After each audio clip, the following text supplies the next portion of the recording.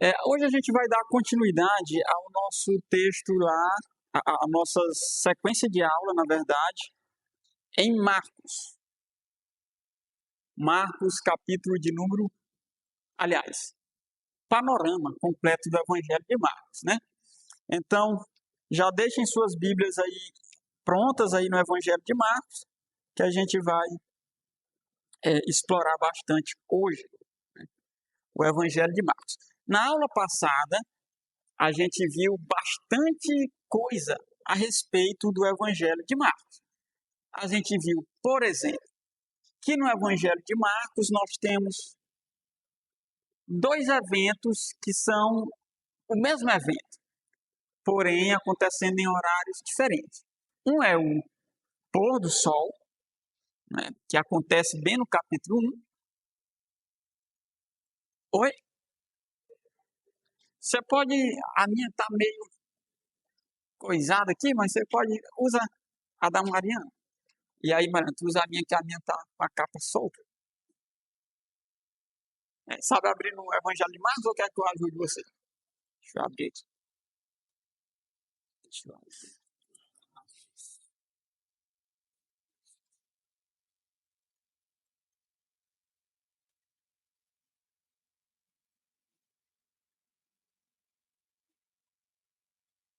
Vou até marcar com a fitinha aqui para ficar mais fácil. Pode ficar por aqui por Marcos, que a gente vai rodar aí nesses capítulos. Que é o evento do pôr do sol, né? O sol ele se põe e ele vai nascer lá na ressurreição de Cristo. São as únicas referências a esse evento. E essas referências, elas são propositais, né? A gente vai ver, a gente está vendo ainda na parte do conteúdo algumas coisas. E isso com qual objetivo? Com que vocês entendam que a Bíblia, ela não é um livro aleatório, mas que o autor ele escreve com determinadas estruturas, e essas estruturas ajudam vocês a entenderem melhor as histórias e tudo mais, né? A gente viu também, né, a questão dos milagres de Jesus, como existe uma relação entre discipulado e cura. A cada discípulo que é chamado, uma cura é realizada no Evangelho de Marcos, sempre culminando com uma ressurreição e tudo mais.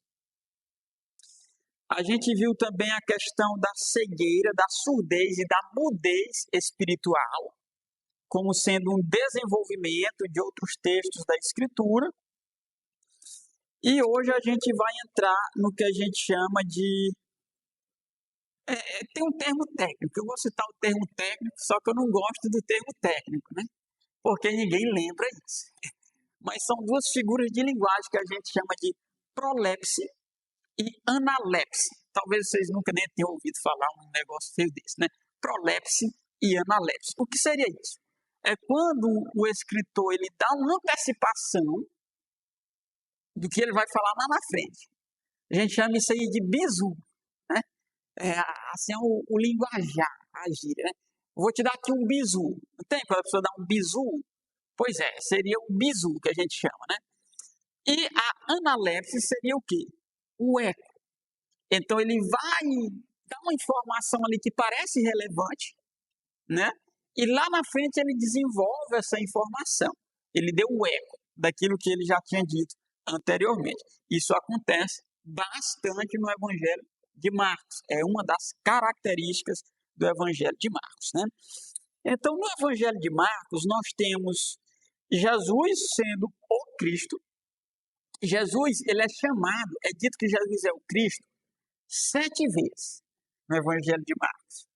E aí você já sabe que o numeral 7, né, ele tem uma certa, um certo significado por trás do numeral 7. Mas também não só isso. 7 vezes Jesus é chamado de o Filho de o Cristo. E 7 vezes Jesus é chamado de o Filho de Deus no Evangelho de Marcos. Não é coincidência. 7 vezes ele é chamado de o Cristo e 7 vezes é dito que ele é o Filho de Deus. Todas essas vezes é um eco do versículo 1. do capítulo 1 de Marcos, que serve como o título do Evangelho de Marcos. Princípio do Evangelho de Jesus Cristo, Filho de Deus. Então veja que logo no início, Jesus Cristo, Filho de Deus. Esse assunto ele é retomado dentro do livro. E também, né, já que temos 7 vezes cada uma dessas expressões, a outra expressão, que é a expressão mais utilizada para Jesus, é usada 14 vezes. O dobro das outras duas, que é Jesus sendo quem? O Filho do Homem. Então veja que os autores bíblicos, eles escrevem sempre com um objetivo muito claro. Alguém lê Marcos 1,14. Marcos 1,14.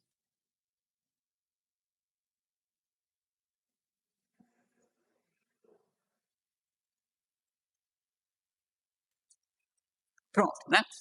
Aí nós temos o quê? Depois de João ter sido preso, foi Jesus para a Galiléia. Parece o quê? Uma informação irrelevante. O que tem a ver dizer que João foi preso e depois Jesus foi pregar na Galiléia?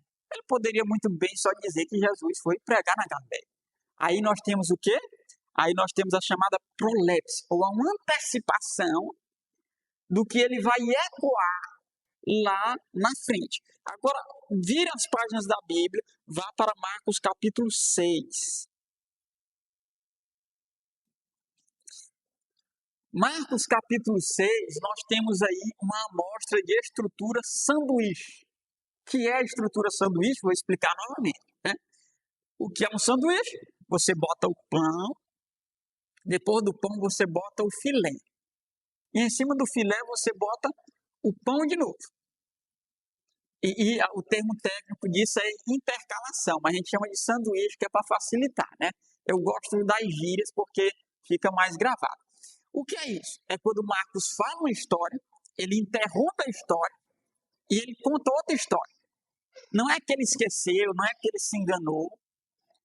E aí, depois que ele contou essa história, a qual ele interrompeu a outra, ele volta para aquela primeira história que ele estava contando e deixou de contar. E por que ele faz isso? Porque você tem que ler as duas histórias em paralelo. Isso é o que a gente chama de intercalação ou estrutura sanduíche. Uma história quebrada no meio com outra história no meio dela. Aqui nós temos isso. Alguém lê o versículo... Não precisa ler não, porque senão vai perder muito tempo. Né? Mas do verso 7 ao 13, nós temos os discípulos sendo enviados para pregar. Não é isso? Depois, se você observar, do verso 14 ao 29, nós temos o relato de quê aí? João Batista sendo o quê? Preso e morto. João Batista sendo morto, melhor dizendo. Então ele estava preso e ele é decapitado. Por que João Batista ele foi decapitado? Por que ele estava preso? Porque ele acusava ali, né, Herodes de adultério. Não é isso? É isso, né? Então ele é o quê? Decapitado. E olha só, do verso 14 ao 29 nós temos João preso. E no verso 30, alguém leu o verso 30? Marcos 6,30.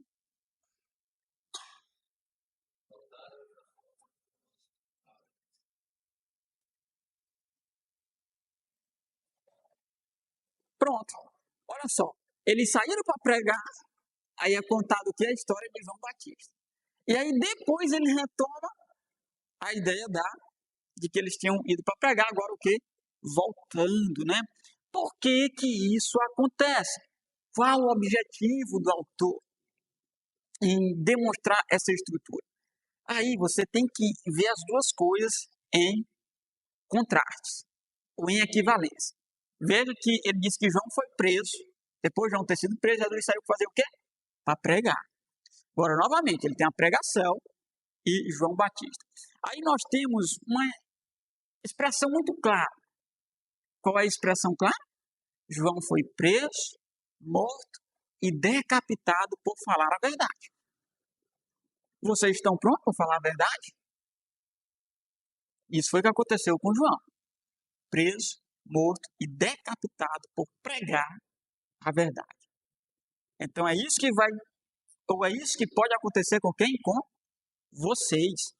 Esse é o foco principal de quê? De Marcos ao organizar essas coisas. Se os discípulos estariam de fato dispostos. Isso também já de alguma maneira serve como antecipação de quê? De negar a si mesmo e tomar a sua cruz, que é o ensinamento em capítulos posteriores que Jesus vai trazer. Lá em Marcos 8, você tem que negar a si mesmo, tomar a sua cruz e o quê? Me seguir. Então esse evento que serve como eco daquela expressão lá do capítulo 1, ele já serve como o quê? Como antecipação para outros eventos futuros. Era isso que poderia acontecer com os discípulos, né? Serem até mesmo decapitados por pregarem a verdade. Porém, o que é que acontece logo depois? No verso 31 nós temos o quê? Qual é o evento aí?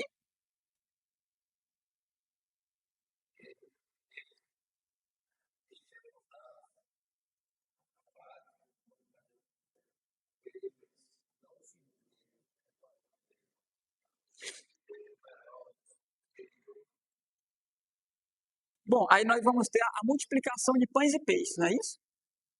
Então aí também a ideia de mostrar que mesmo diante dos sofrimentos, mesmo diante de tudo que estava acontecendo, Jesus, ele providenciaria tudo o que eles precisassem, né? Então aqui, nesse relato, João, ele já dá aí o chamado bizu, né? Para a ideia de negar a sua cruz, seguir a Jesus Cristo. E aí nós temos também o quê? João, aquele que preparou o caminho para Cristo. Já é também uma antecipação daquilo que aconteceria com Cristo, preso e executado. João preparando o caminho para Jesus e Jesus preparando o caminho para os seus discípulos. Alguma dúvida até aqui? Não, né? Então vamos continuar. Uma outra coisa que é muito comum no livro de Marcos é a ironia. O que é ironia? É você falar uma coisa enquanto você quer dizer exatamente o contrário. Isso é uma ironia, uma forma de ironia. Por exemplo, se alguém chegar e disser, rapaz, pastor, o senhor está muito gordo, né? Todo mundo vai entender que isso é o quê? Uma ironia, né? Ele está dizendo que eu estou magro. Então, ironia é isso, você falar uma coisa dizendo exatamente o contrário. Em Marcos 14, se vocês forem lá para Marcos 14, nós vamos ter aí o seguinte. Marcos 14, versículos 53 ao 72. Nós temos o quê? Em Marcos 14, 53 e 72. Pedro, ele está se aquentando. Ele está ali na fogueira, se aquentando. Depois, Jesus passa a ser acusado, julgado e zombado. E aí retorna para Pedro se aquentando. Então veja, aí nós temos novamente a estrutura sanduíche. Você for ler esse relato dos 53 ao 72, você vai ver Pedro se aquentando. Aí parou, acabou o relato de Pedro, ele vai para quem? Jesus sendo julgado. Depois ele vai retornar para Pedro se aquentando de novo. É a mesma expressão, isso é o quê? Isso é proposital. Por quê? Porque você tem que ler Pedro à luz de Jesus Cristo. Esse é o objetivo. Você tem que ler as duas coisas em paralelo, uma com a outra. Entenda o seguinte, quando você lê uma narrativa, imagine como você estivesse assistindo um filme. Isso é a narrativa, é a essência da narrativa. Então a ideia é a câmera, né? A câmera está do lado de fora. A câmera está lá filmando Pedro, se aquentando e negando Jesus Cristo. Aí mudou a cena. A câmera ela foi para dentro do sinédrio. Jesus sendo o quê? Julgado. E lá no julgamento de Jesus sendo julgado pelo sumo sacerdote e tudo mais, e a câmera retorna para quem? Para Pedro de novo. É isso que está acontecendo aí. E ele vai dizer quem é Jesus através de ironias. Sem dizer. É isso, né? Ele vai dizer quem é Jesus, sem dizer quem ele é. Mas dizendo exatamente o contrário disso.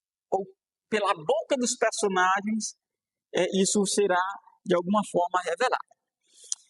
Nós temos, por exemplo, Jesus como sendo um mestre valente, porque Jesus ele está em contraste com Pedro, enquanto Pedro é medroso. Jesus é o quê? Corajoso. Se você for comparar as duas cenas, você vai ver que Pedro estava negando Jesus. E uma das pessoas para a qual Pedro negou Jesus foi para uma criada, uma adolescente. Ela chega e diz, olha, tu é um deles. Ele, não sou um deles, não sou um deles. Depois chega mais gente, ele começa até a perjurar. O que é isso? Um discípulo covarde e medroso.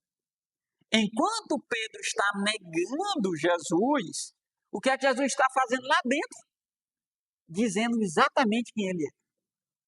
Na frente de quem? De toda a liderança judaica. Quando o sumo sacerdote pergunta a ele, és tu o Cristo, o Filho de Deus bendito? Ele responde, eu sou. Então veja aí o quê? O contraste entre o mestre valente e o discípulo covarde, medroso, né? Também nós temos aí dentro dessa ironia a ideia de que Jesus ele é o verdadeiro templo. Onde é que nós temos isso? Nas acusações contra Jesus. Veja que uma das acusações contra Jesus nessa passagem é o quê? Ele disse que destruiria o templo e o reconstruiria em 3 dias. Mas essa acusação, vai dizer o texto, ela era falsa. Por que essa acusação era falsa? Se você for ler lá no Evangelho de João, Jesus diz assim, destruí este santuário e eu reconstruirei em 3 dias. Mas quando a acusação é feita, ela é feita dizendo que Jesus disse que ele destruiria o templo. Mas não foi isso que Jesus disse. A ideia ali é que eles, os judeus, destruiriam o templo. Ele diz destruir, é um imperativo, vocês destruirão o templo e eu reconstruirei em 3 dias. Ele se referia a quê? Ao seu próprio corpo.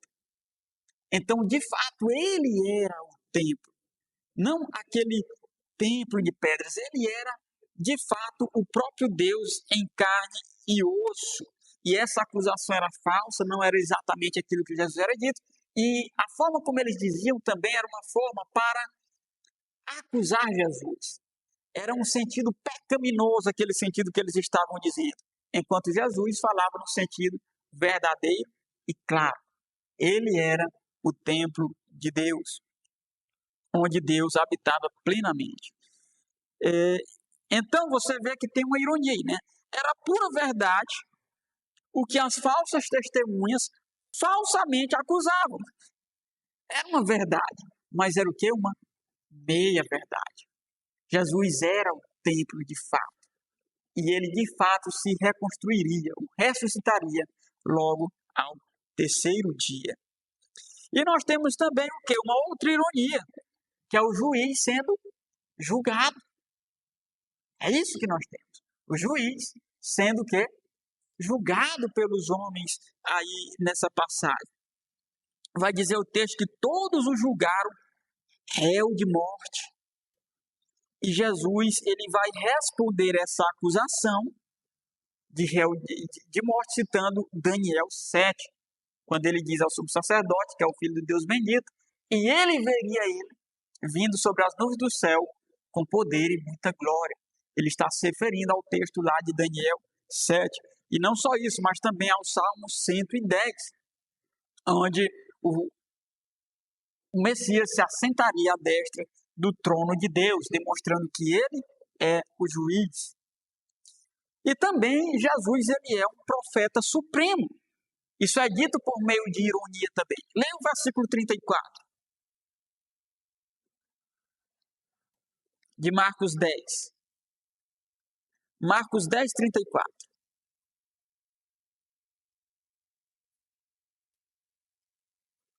Alguém fica em Marcos 14? Alguém lê Marcos 14, 65 primeiro. Marcos 14, 65.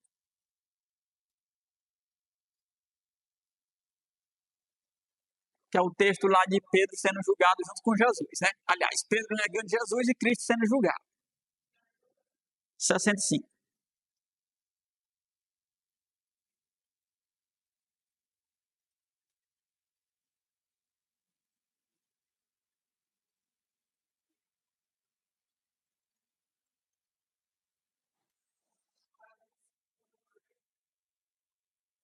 olha só, o que é que está acontecendo? Os guardas estão zombando de Cristo, batendo nele, cuspindo nele, né? E aí a ideia de cuspir é o ato mais baixo que alguém pode fazer com o outro, né? É dizer que você vale menos que meu cuspe, tudo. É um ato extremamente desonroso, cuspir na cara de alguém. Então veja, eles puseram o saco na cabeça de Jesus, batiam nele e diziam: profetiza, tu não é o profeta? Profetiza aí, quem foi que te bateu? Rapaz, como é que tu não profetiza nem o que acabou de acontecer, rapaz? Que profeta fraco é tu? Tu não é o filho do homem? Tu não é o Messias? Então profetiza aí quem foi que te bateu. E entenda aí que tem a expressão que cuspe. Isso aí é um eco do que Marcos já disse lá atrás. Abre aí, alguém agora lê Marcos 10:34, o que é que tem lá?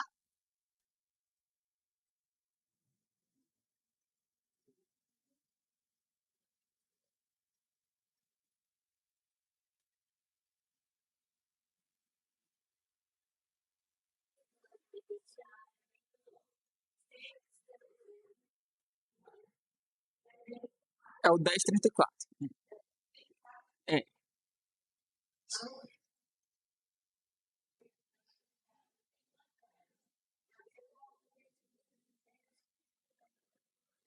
Então veja, estão cuspindo nele dizendo, profetiza. Mas olha só como é irônico, Jesus já tinha profetizado isso. Então, ao invés deles estarem zombando de Cristo, muito provavelmente é Cristo que ri deles, que zomba deles como são tolos. Isso tudo eu já tinha dito abertamente, inclusive que eles iam me cuspir. Então veja como é dito que Jesus é o profeta, por meio de quê? De ironias.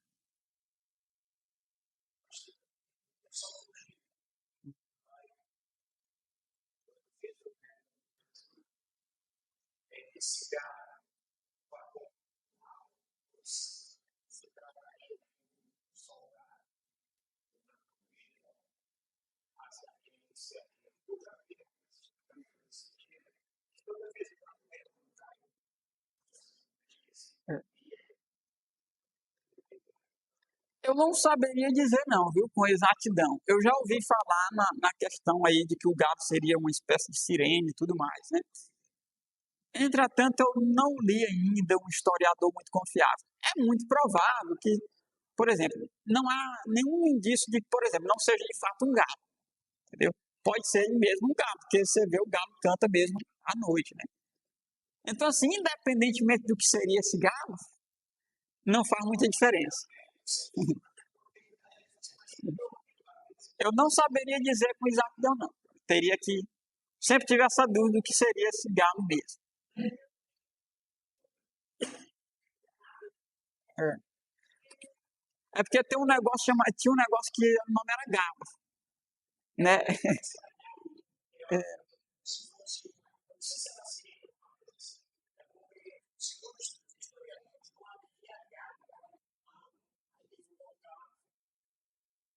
Na região.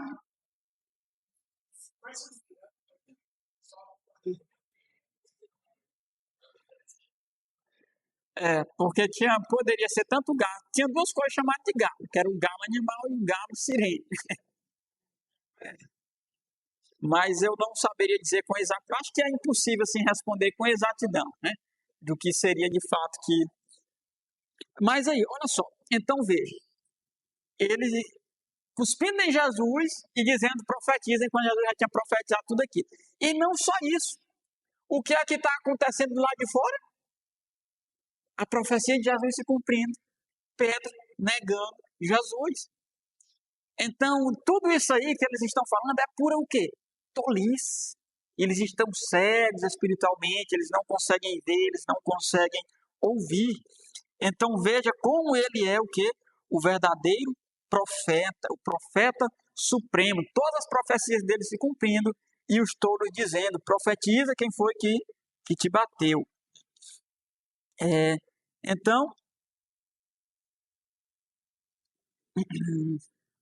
aí nós temos também uma demonstração de quê? De que Pedro, ele não quer carregar a cruz. É isso que nós temos. Pedro, ele não quer carregar a sua própria cruz. Ele está, então, rejeitando, de alguma maneira, o quê? O ensinamento de Jesus. Toma a sua cruz e carrega. Ele não fez isso. Ele foi covarde e ele ficou com medo. Além do mais, né, nós podemos dizer o seguinte, que Jesus ele vai carregar a cruz para fazer o quê? Para exatamente livrar a vida de Pedro, que é um servo covarde, um discípulo covarde, porém um discípulo que arrependido posteriormente. Jesus está carregando a cruz para quem? Para Pedro. Ele está abrindo o caminho. Lembra que João preparou o caminho para Jesus? Jesus preparando o caminho para quem? Para Pedro.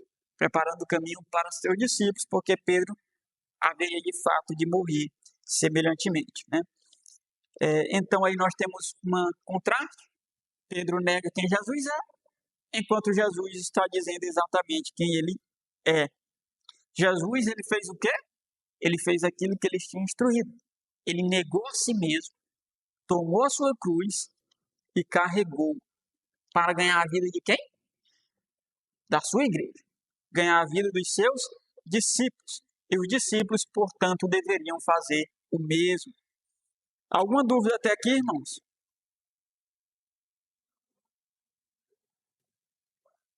Oi? Está muito claro, né? Então vamos lá. Vamos aqui agora utilizar aqui uma questão de paralelismo, que a gente chama. Histórias paralelas. Para vocês verem. Eu trouxe só esse exemplo, né? Tem muita coisa que eu poderia falar do Evangelho de João. Tem os quiasmos, mas eu trouxe aqui um panorama para vocês entenderem. Como eu estou expondo o Evangelho de Marcos durante a noite, vocês vão acompanhando e vão vendo mais estruturas organizadas, né? Como é o caso aqui, as que eu lembro de cabeça, quando a mulher vai embalsamar Jesus, ali é uma comparação com Judas, né? Novamente estrutura sanduíche. Outro lugar onde nós temos a estrutura sanduíche é quando Jesus é acusado de blasfêmia contra o Espírito Santo, né? Ele vai falar que uma casa não pode estar dividida, depois vai lá a família dele dizer que ele está louco, ele vai dizer quem é a sua família. Então você consegue perceber isso em vários lugares do Evangelho de Marcos. Agora nós temos o quê, né? Um paralelismo. Vá para Marcos 7.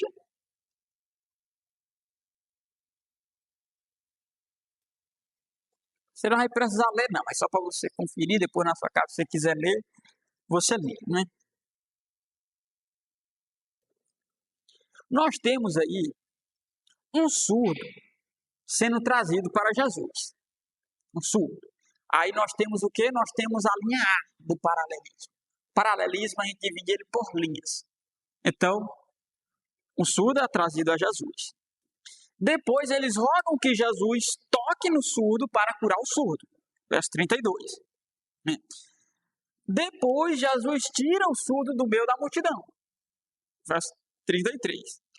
Depois Jesus cura o surdo usando o quê? Saliva. E aí Jesus ordena que não digam nada a ninguém.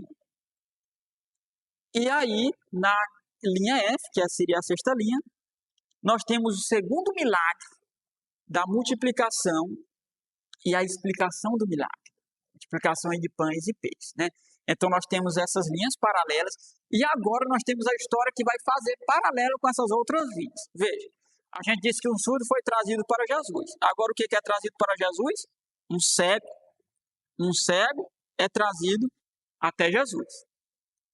A gente viu que rogaram a Jesus que tocasse no surdo, né? Mas também no capítulo 8, versículo 22, né?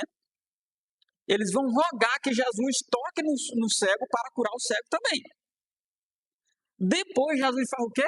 Tira o cego do meio da multidão, assim como ele havia tirado o surdo. E o que ele faz? Ele cura o cego usando o que também? Saliva. Então veja como os relatos eles são o quê? Paralelos. E no meio desses paralelos nós temos a multiplicação de pães e peixes. E aí o que Jesus faz? Ele havia ordenado o surdo que não dissesse a ninguém. Agora ele faz a mesma coisa. Jesus ordena que o cego não entre na aldeia. para não divulgar o que ele fez. Então, nós temos aí um relato em que um surdo é comparado com um cego, as mesmas expressões, os mesmos acontecimentos, e no meio desse relato, nós temos o quê? O segundo milagre da multiplicação de pães e peixe. E dentro do milagre da multiplicação de pães e peixes, deixa eu ver bem minha Bíblia, por favor, que eu esqueci de anotar esse versículo. Nós temos um versículo que ele serve como versículo-chave para a interpretação dos dois relatos. Só de ligar a casa que ela não está nem sendo usada.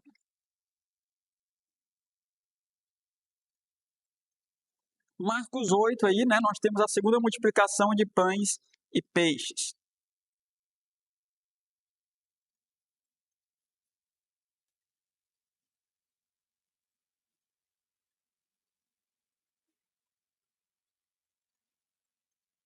Infelizmente eu não anotei o versículo, mas tem um versículo aí no capítulo 8, na multiplicação, que vai resumir bem o que Jesus ele quer ensinar.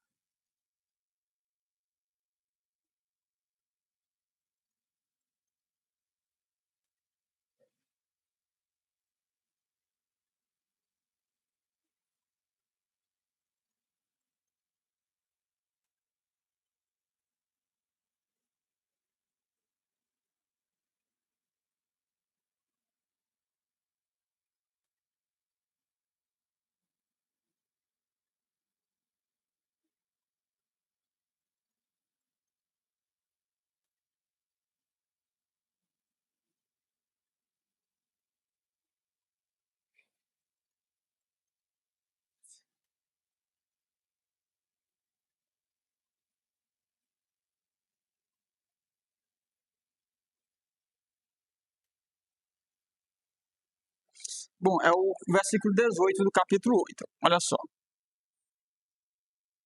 Por que esse relato se encontra exatamente aí? Tendo olhos, não vedes, e tendo ouvido, não ouvis, não vos lembrais? Então, note que aquelas duas curas, do cego e do surdo, eram o quê? Uma parábola de como os discípulos estavam. Eles estavam exatamente daquele jeito, cego e surdo. Por isso que esse relato, né, da multiplicação de pães e peixes e sua explicação vai se encontrar exatamente no meio desses dois textos paralelos. A cura do surdo e a cura do cego. E são curas aí bem específicas e Jesus utiliza-se disso para ensinar. Aí vamos aí para Marcos 9, vou citar mais algumas estruturas básicas aí para vocês, né? Marcos capítulo 9. É o 9 não, gente, é o 14.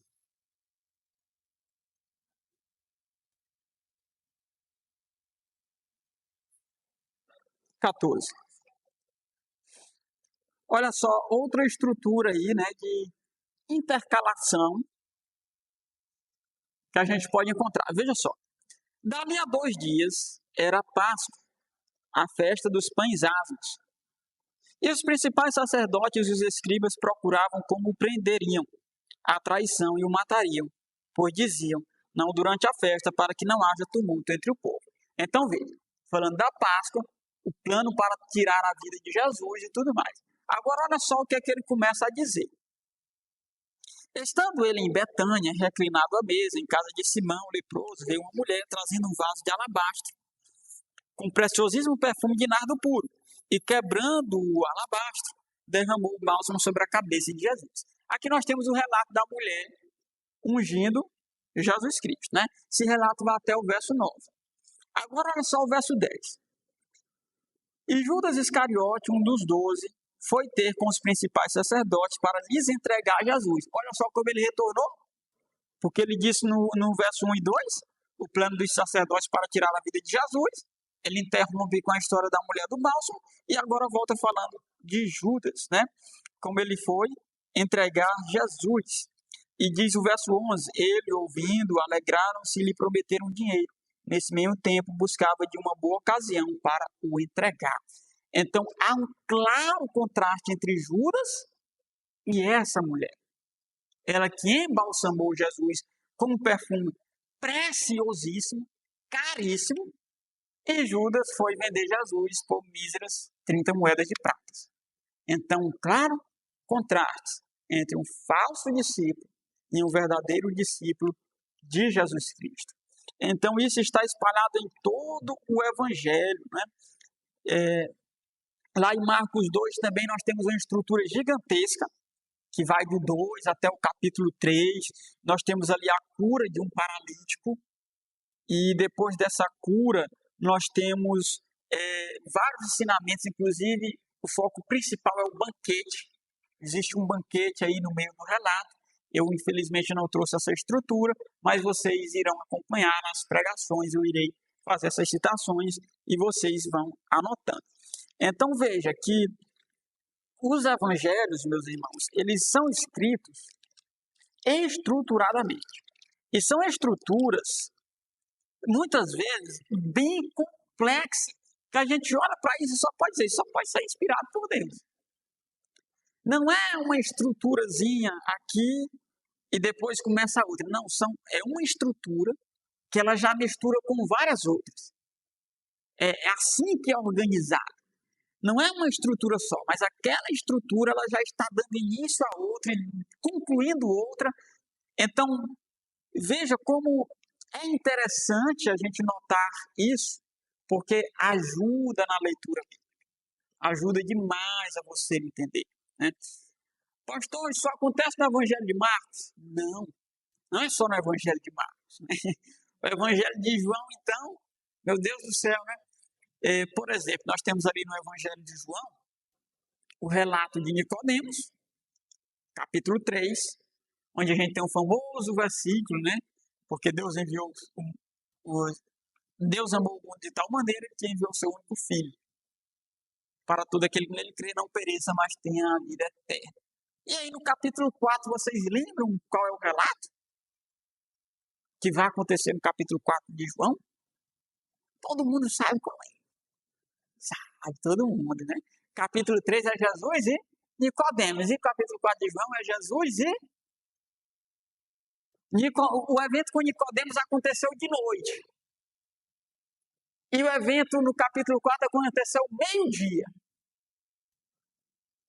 Quem foi? A mulher samaritana. Exatamente, né? Você tem que ler ali os dois relatos, um em contraste com o outro. Um era judeu, outro era samaritano. Um era rico, outro não. Um era respeitado na sociedade, moralmente. A outra não. Um evento acontece de noite, o outro não acontece de noite, né?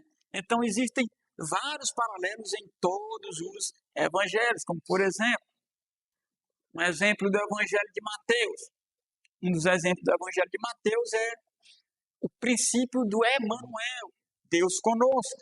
Ele começa dizendo que Jesus seria chamado de Emanuel, Deus conosco, e ele conclui o seu evangelho com essa ideia, quando ele vai dizer que por todo mundo, fazer discípulos de todas as nações, batizando em nome do Pai, do Filho e do Espírito Santo. E eis que eu estou convosco todos os dias até a consumação dos séculos. Ou seja, o Emanuel é um princípio que vai nortear o evangelho do início ao fim. Também no evangelho de Mateus nós temos um claro paralelo entre Moisés e Jesus, né? E também eu já disse isso, mas vou dizer que a Bíblia toda ela é um grande quiasmo, um grande incluso. Como assim? Os eventos que são narrados no início são retomados no final da Bíblia. Por exemplo, como é que começa Gênesis? A criação de todas as coisas. As trevas e vindo o quê? A luz. Como é que termina lá em Apocalipse? A nova criação. Não mais necessidade da luz, porque Deus é a luz do mundo. Tudo mais. O que é que nós temos lá em Gênesis? A árvore da vida, Onde é que essa árvore da vida vai reaparecer? Lá em Apocalipse. Ela só aparece, uma pequena aparição em Provérbios, mas só aparece mesmo de fato em Apocalipse. Nós temos o que em Gênesis? A serpente. Qual é o lugar da Bíblia que vai retomar a serpente? Onde é que vai interpretar? Em Gênesis só diz que é a serpente. Apocalipse. É dito que a serpente é Satanás e destruída. Gênesis começa com o casamento. Adão e Eva.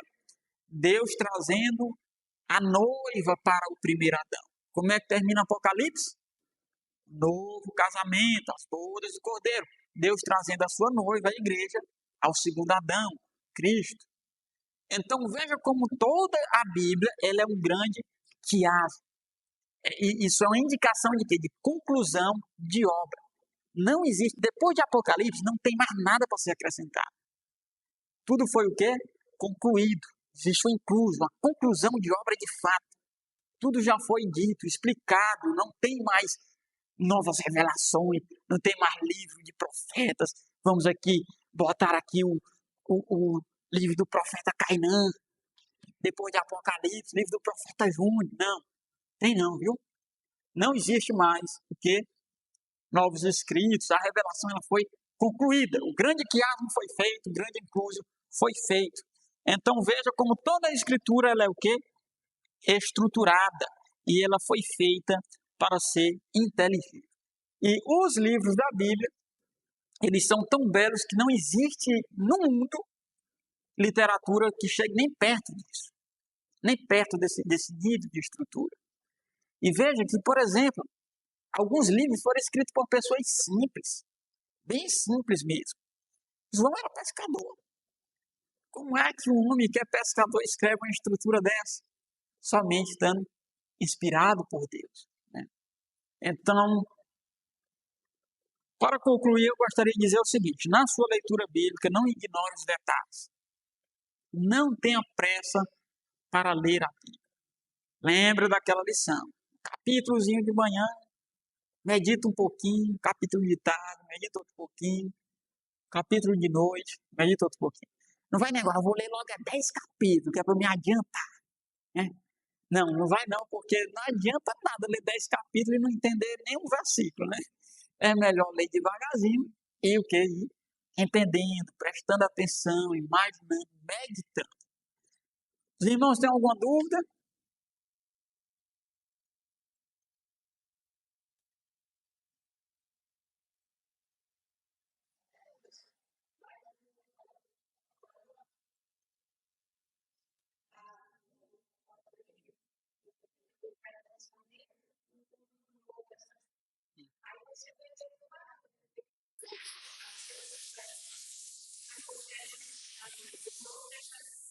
Exatamente,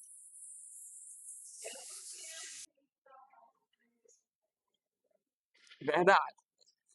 E assim, gente, né? A Bíblia, ela é um livro que tem algumas partes difíceis. Né? Quem é que diz isso, pastor? Que a Bíblia tem umas partes difíceis. É Pedro. Então Pedro ele vai escrever assim, né?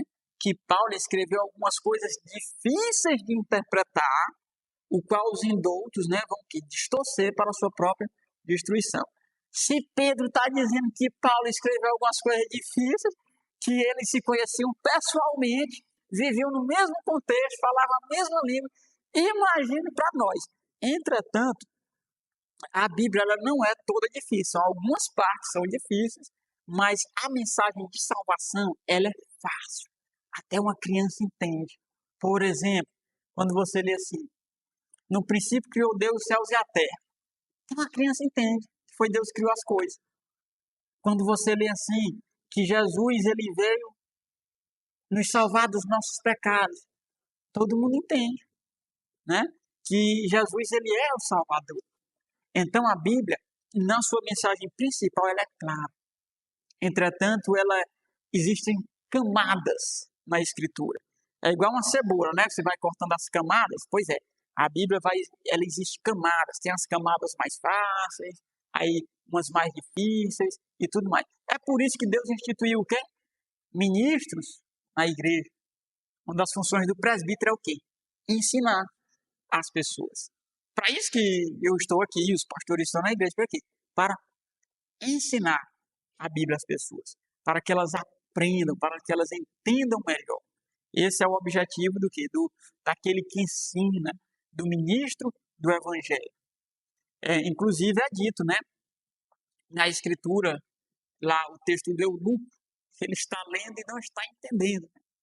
Entende o que lê? O que ele vai responder? Como é que eu entenderei se não há quem me explique? Né? Então, para isso também serve o ministro, para explicar.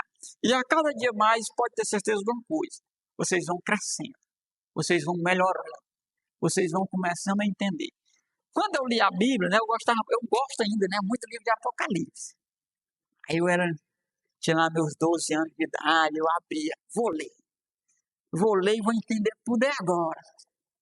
Terminava de ler, não tinha entendido, era nada. Eu digo, miséria, como é que eu leio um negócio aqui e não entendo nada com nada? Né? É um dos livros mais difíceis da Bíblia, de fato, o livro de Apocalipse. Mas com o tempo foi o quê? Você vai aprendendo, você vai estudando e tudo mais. Então, você vai sempre o quê? Crescendo. 10h10, deu o nosso horário. Alguma pergunta? Não? Então vamos aqui ver se a criançada já terminou.